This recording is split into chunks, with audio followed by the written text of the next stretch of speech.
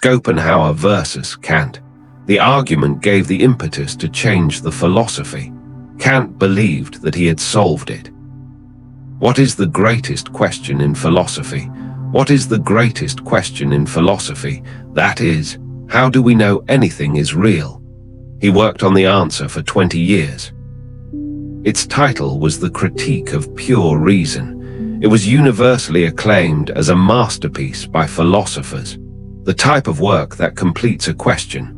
Later, a young student read it, understood it completely, and concluded Kant had stopped just short of the truth. The student was Schopenhauer. Kant's argument is simple: it isn't. The mind categorizes everything you experience, both the colors, sounds, objects, and everything you've ever touched.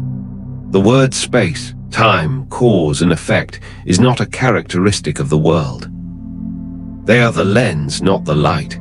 What is really happening, Kant called it the thing in itself, unknowable, permanently beyond reach. This he read and replied, yes, almost. You came to an early stop. This is where it all changes. Kant said that the thing in itself is not knownable. Inside our perceptions we are enclosed. There is one spot in that wall, said Schopenhauer. Your own body, all other objects that you know from outside. But you know your own body in two ways. To the outside eye, yes, you can see your hand moving. However, from within as well. The impulse that overtook your mind and led to action without your thinking. That is the feeling of trying, Schopenhauer claimed, that is the only point you can touch in ultimate reality. He named it the will, not willpower, not conscious intention, something prior to both, an unstimulated force, simply pushes. Kant made the separation between us and reality. It was Schopenhauer who found a door. There's one thing that makes the argument awkward though.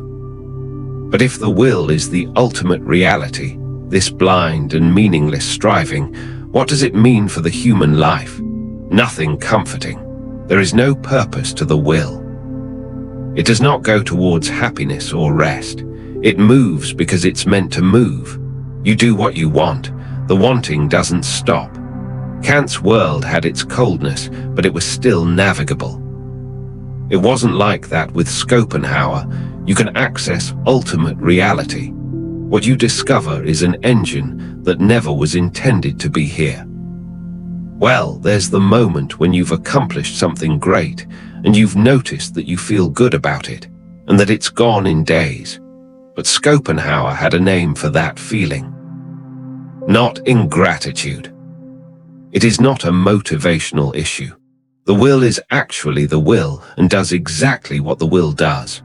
A knowledge of change is an understanding, not by repairing it, but by rendering it readable. You no longer see the next goal as being the one that will resolve all your problems. You can view the equipment. It's not the same thing as being free of it. It's not nothing, though. Kant presented the most exact description of the limits of human knowledge. The one thing it failed to mention was what the mind itself was, and this was what Schopenhauer emphasized. Behind perception is what? He was unable to give a comfortable reply, still is. But there's something clarifying about a philosophy that says what it is, names it, traces it all the way down, and then says, you are not only this, you too noticed.